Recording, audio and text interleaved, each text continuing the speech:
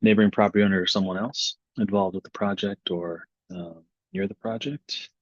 Um, I'll start with Josh. Josh, if you could unmute.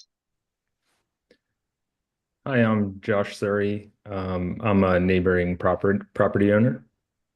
Okay, great. Welcome, Josh. I Thank you. see we have Wes Menzel from the City Planning Department. Hi, Wes. Good morning. And then I have someone under iPhone, woman under iPhone. That could be me. It's Monica That's you. Bodie. I'm the property owner. Okay, great. Welcome, Ms. Bodie. And Art Unkley. Are you with us, Art? If so, you'll need to unmute. Okay. May just be here to observe. No. Art, are you with us? Yes. You hear me now? I can hear you. Yeah. Yeah. Could you just give me your full name and tell me who you're representing here today?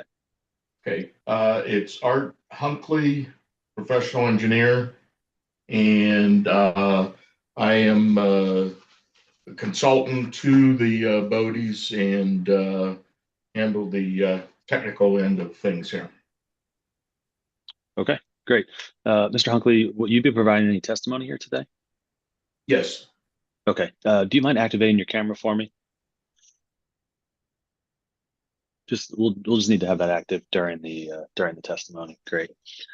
Okay. Are we expecting anyone else to join us here on the applicant owner side? Not with me. Okay, great. Let's go ahead and get started. I need to read through our hearing script. This will cover the procedure for the hearing, and then we'll get into it. So this is the October 2nd, 2024 session of the zoning hearing examiner docket.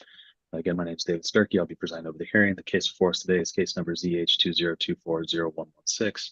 That's 530 Twin Hills Ridge Drive. The purpose of the hearing is to allow applicants and any other parties to testify and to offer and refute evidence and testimony. This hearing will follow the rules found in the zoning code and the supplemental rules of the zoning hearing examiner. All testimony and evidence that an applicant or any other party wishes to offer must be presented at this hearing, and the hearing will proceed as follows.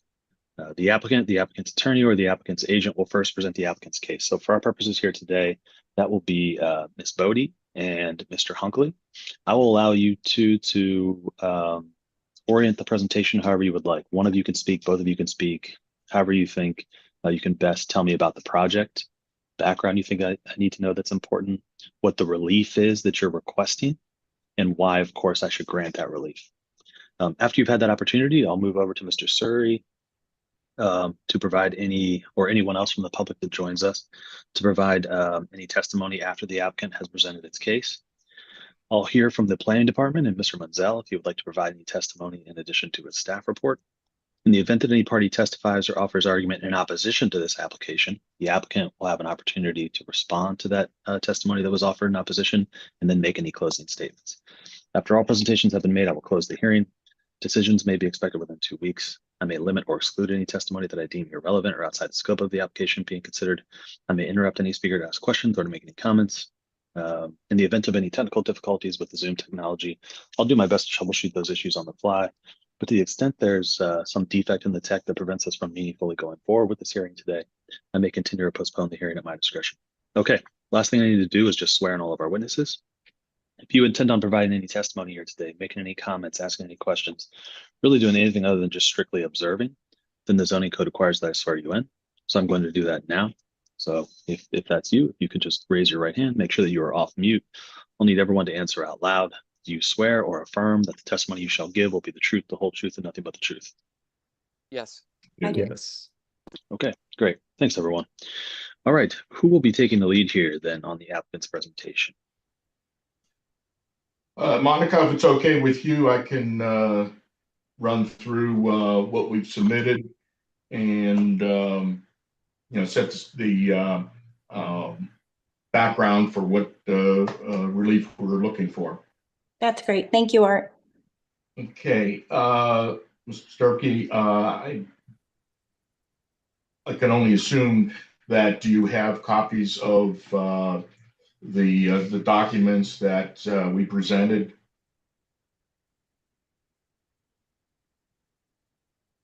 I'm sorry?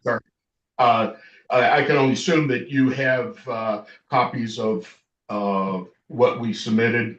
Yes, That yes. would include the summary of reasons. That would also include the photo documentation and site plan, et cetera. Yes. Okay. Yep, I have all the application materials, all the drawings, all the plans, and the staff report. Okay, from a number of things that we've gone through with the building department and the zoning with Mr. Sheldon, we've whittled this thing down to basically 3 items, 2 of which deal with the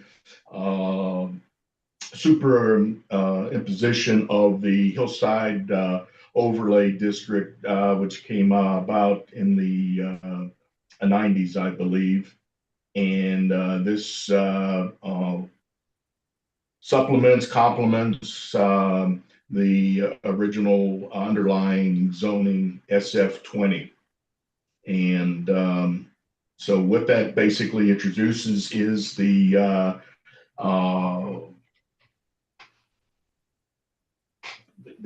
more stringent setback requirements dictated by the adjacent properties. We ran through the maximum building envelope calculations, submitted those, and we have 2 issues. One, the left side setback, and the front setback. The renovations taken on by the Bodies are within the original left side setbacks. There's a skewed property line on that left side.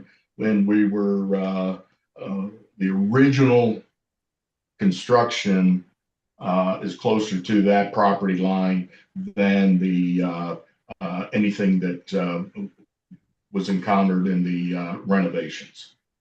Okay. Front setback, we encroached approximately 2 feet beyond what the original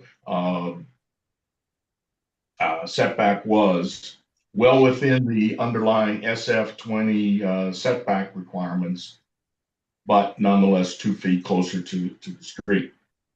We're asking relief in the fact that the original house was built in I believe 1973.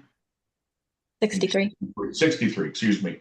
And so we were, with the exception of that 2 feet encroachment on the front for the renovations, we are within that SF20. The underlying reason then that this issue has come up is the super imposition of the hillside overlay, which postdated the construction of the original house. And we're asking that this was a material change by the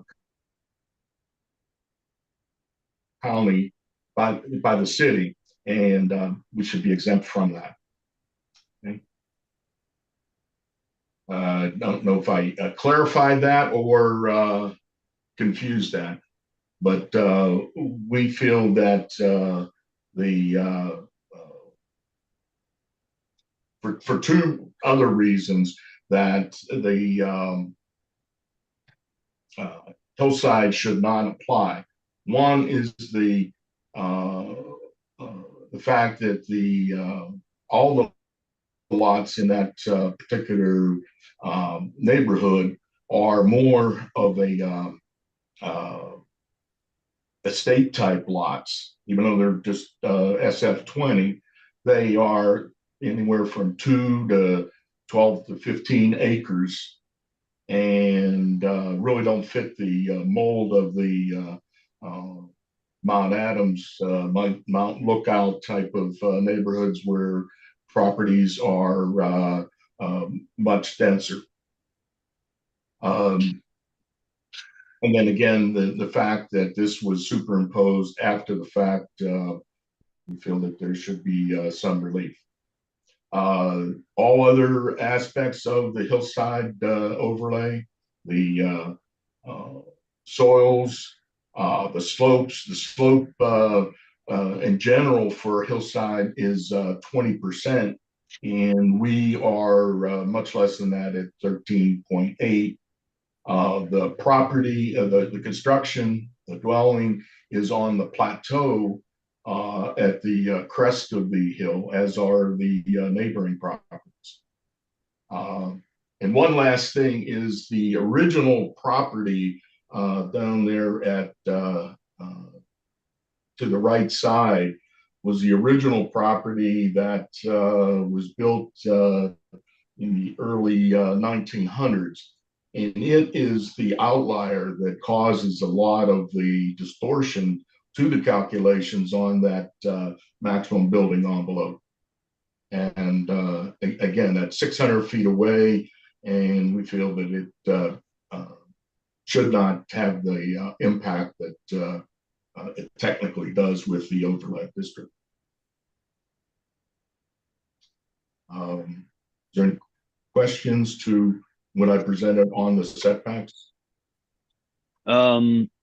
Yeah, could you describe the addition on the left side setback? Where exactly is it? How close does it come to the property line? And what exactly is it? Okay, the only addition to that left side was the entry canopy that provides protection, weather protection at that side entrance. It is approximately 19 feet from that property line, whereas the original southeast corner of the garage, this is going back to the 1963 construction, is 13 feet off that property line. So even though we're adding to the left side this porch roof, basically, it is not as close to the left side property line as the original corner of that left rear corner of the garage. And that it shows up on both the site plan and the sort of enlarged site plan showing the circular drive and that 13 and 19 foot respectively setback. Okay, I just want to, I'm going to share my screen just for a minute here, just to make sure that I understand exactly where this stuff is. And I'm looking at the staff report here for everyone. This is page 4. So can you all see my cursor? Yes. Okay. Now the areas circled in red are the new additions, correct? Yes. Okay. And so when we're talking about the left side setback, yes, we're talking about this is the new construction, the new addition. Yes. Okay. And you're saying that is further away than a garage that used to exist over here was when the house was originally built? No, if you see the vehicle that's parked cattywampus in the drive there? Yeah, here? Yes. Okay, continue that line straight ahead. There you go. Right on that corner is the original garage. Got it. Okay. I so, see. So if you go and run that perpendicular line to the property line, that is the closest to the property line. Okay. So is this a picture of the the home before the garage was changed, or is this after the garage was changed? That's before. Okay. So you're talking about the distance from here to here is 13 feet? Yes. Okay. Is it, did this get pulled back then? Is this no longer No. 13 feet? No, it's still there. Okay. So it's still 13 feet there. Right. Got it. I Okay. think I'm sorry. the That's my aerial confusion. photo just gives a little distortion there. Yeah. Gotcha. Okay. Got it. Got it. I just wanted to make that clear. I don't think I have any other questions right now. Is there anything else you wanted to say about the project before we go to public comment or Ms. Bodie? Uh, okay, that was items 1 and 2. And I think in that staff report, you also see that the before and after of the property. I mean, this is, I think, a significant improvement in the overall look of the front. I think it's an enhancement of the neighborhood, and without notwithstanding that 2 feet that we added to the front, we're still within the underlying SF20 setbacks. Okay, great. Thanks, Mr. Hunkley. I'm gonna move on unless I don't think Ms. Bodie wanted to add anything. Thought I saw it had not. Okay. I'll move on to Mr. Suri. I'm sorry if I'm pronouncing that wrong. Oh, no, that's correct. Okay. What would you like to add to the conversation here? Yeah, I think at this point, just like seeing the drawings Mr. Hunkel shared, I feel like I feel like I have to correct something that seems to be factually incorrect that's being stated, is that the addition's actually closer to the property line, which is circled in red on the drawing. And I'm not sure if that's what he was, I guess I was a little bit confused what he was trying to say, that it was further back, but yeah, I can just pull it wanted to back kind up of here. point that out because I feel like it's Yeah. So your assertion is that this new addition here is closer to this property line than the corner of the garage here.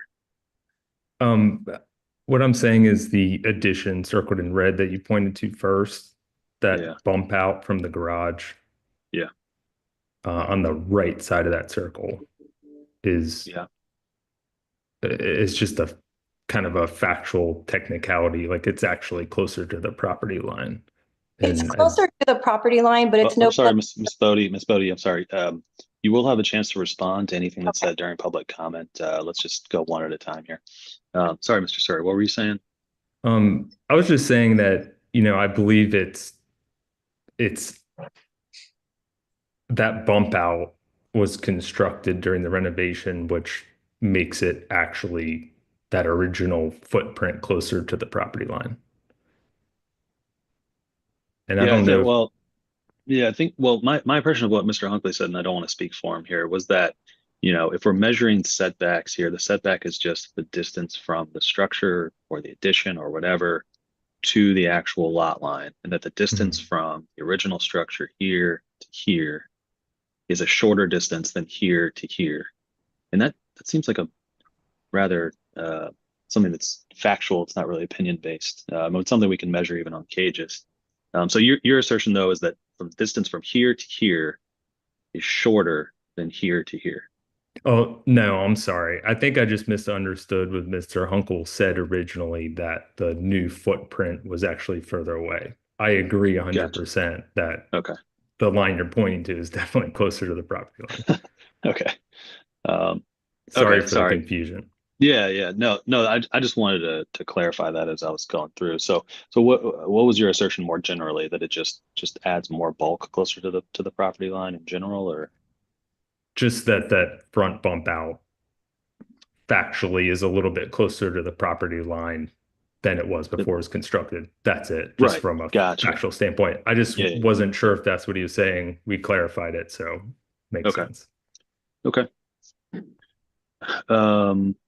Anything else you'd like to say about the project, either in support, opposition, or anything else? I know that you submitted a written statement this morning. Is there anything from that statement you want to put on the record?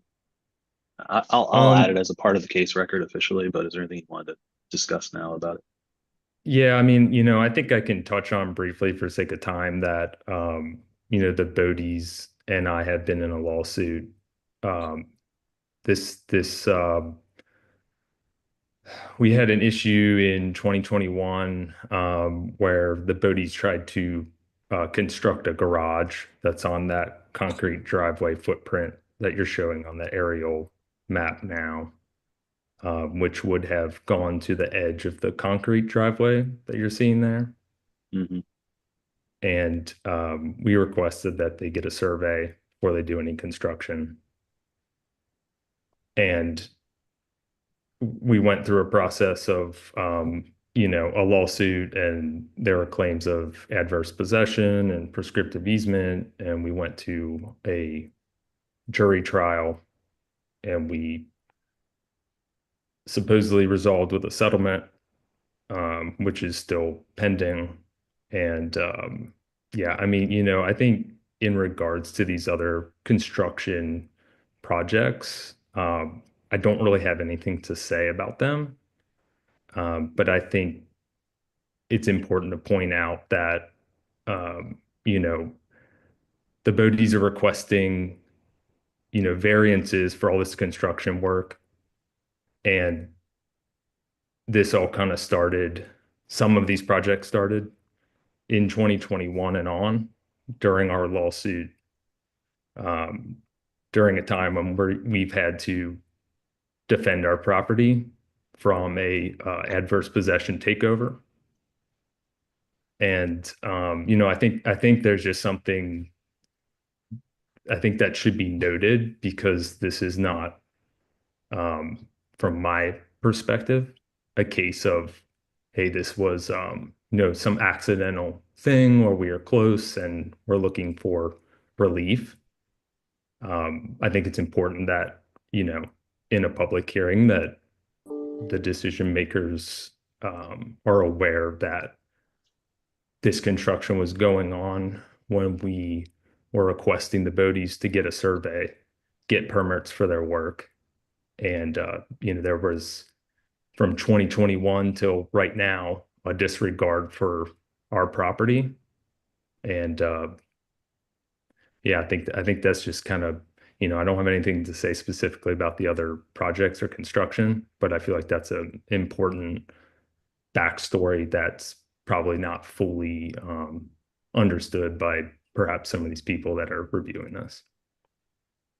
Got it. Okay. Let's see. Yeah, I think I understand your point. Essentially that, this lawsuit has been ongoing, and this work was done during the lawsuit, and prior to that being resolved, the work was completed and should be taken into account. Is that all should all be taken into account when reviewing this application? Yeah, I think it's something that should be taken into account in general, and just wanted that to be made aware at Okay. this.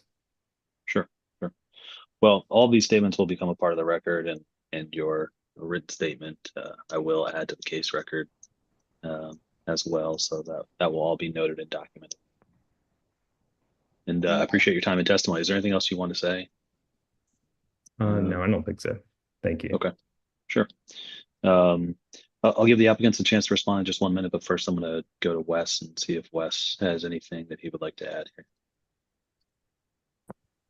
Good afternoon. I don't really have much additionally beyond my staff report, except I will just say that I felt that the closest part of the structure to the property line was the deck. So that's why I, included that as part of the review. So I think I might have measured that at 19 feet. So I think that the front porch entry area massing was a little bit farther from the property line, but they're quite similar in distance. But the overall conclusion and analysis doesn't change anything based on it, which one is closer or not closer. And then the findings that I made stay the same. So it's conforming to the hillside height limit, the excavation and fill limits are conforming, and there's minimal adverse impacts, if any, on abutting property owners as far as these construction elements. So that was our conclusion. Thanks. All right. Thanks, Wes. Okay, we'll go back to Mr. Hunkley and Bodie. Bodie, I think you wanted to respond there earlier. Is there anything you want to say? I was just chiming in to state the facts as well about the actual distance from the property line and how it had or had not changed. I don't really have anything to add. I feel like there's a personal element that's been added here that is really hearsay and has been decided outside of this hearing. Do what you need to do in terms of bringing that into the decision, but I'm hoping the facts state the obvious and speak for themselves. And we just, now that we're aware of the hillside overlay requirements, we fully understand what our responsibilities are going forward. We feel that the geotech survey was critical, that as soon as we found out that was a requirement, we did it. And we have the brilliance of Mr. Hunkley there to help us make sure that everything else was within the standards. So we just do humbly ask your acceptance of these variances. Okay. And I just wanted to kind of summarize that the hard point, the closest dimension then remains that southeast corner of the garage, which is there since 1963. That is the 13 feet. And then, yes, we are respectfully asking for relief, but it's relief not from the underlying SF20 zoning, but rather the imposition of the hillside district, which causes the setback issue to begin with. Does that make sense? I think so. Yeah. Had not, if this remained SF20, we would not need this particular hearing. 13 feet is the 13 feet. Yeah. Okay. The underlying zoning district, this would be permissible under those setback regulations, but the overlay of the hillside with the averaging is what makes this something that we need to get relief for. Correct. Right. Yeah. Yes. Yep. Okay. Unless there's anything else from the applicants or the owners, I think we'll leave it at that. I'm going to go ahead and take a look at all the information that I've received, all the application materials, review those one more time. Sure. Yeah, we have the third item, and that has the circular drive. Yep. Okay. And as I noted there, there are 4 other properties in the neighborhood of 12 or 13 properties. 4 of them have circular drives, and the Bodie's is number 5. And so a precedent has been set, number 1. And then the second thing, as I outlined on my thing, is that there is a safety issue, that the paved area on Twin Hills Ridge is only 14 feet. So if you get a Amazon or a FedEx truck parked there, it is somewhat of a safety issue. So this facilitates their using that for drop-offs, etc. I also pointed out that the Bodies have elderly folks that visit periodically, and this is a safety issue in that they can drop them off right at the door. And finally, I think if you look at the rationale behind why SF20 prohibits front circular drives is for the parking and who knows all that can go on in a front of the house. But if you look at that aerial photograph, you see that the parking in that circular drive is no more visually detrimental than parking on the adjacent side driveway. It's still forward of the house. It's within 35 feet or so of the roadway. So again, visually, it's not a technically, yes, it's prohibited in SF20, but practically, it's no different. Okay. Anything else you'd like to say before we adjourn here today? I would appreciate your reviewing the items, and we hope we've made the case that we'll have a decision in the affirmative. Okay, great. I want to thank everyone for their time and their testimony here today. I do want to review the case materials before issuing a formal decision. When I do have a decision, I have to put that in writing. So as soon as I finish that decision in writing, I put it into a PDF and I'll email it to everybody who's in the hearing here today. So you all will have a copy of that really just moments after it's complete. I mentioned at the beginning that typically takes about 2 weeks. I'll try to get it to you as soon as I can. Regardless of my decision, each side is able to appeal if they would like. They have 30 days from the day that decision is issued. And so that'll all be contained, all that information will be contained within my decision. And any conditions of the approval, if approved, will be contained in the decision as well. Any questions about any of that from a process perspective that I can answer before we adjourn? Okay, great. Well, if you have any questions in the meantime, feel free to reach out to me, or if you'd just like a status update on the decision, also, again, feel free to reach out to me directly and I'll let you know where I'm at on that. I can't take any more actual evidence or testimony. So if there are documents or arguments or points you want to make after this hearing is over, I won't be able to review those or accept those. I can only answer procedural questions about the process or give you an update on the decision timeline. So having said all of that, again, thank you. Hope you all have a wonderful day. You will hear from me soon.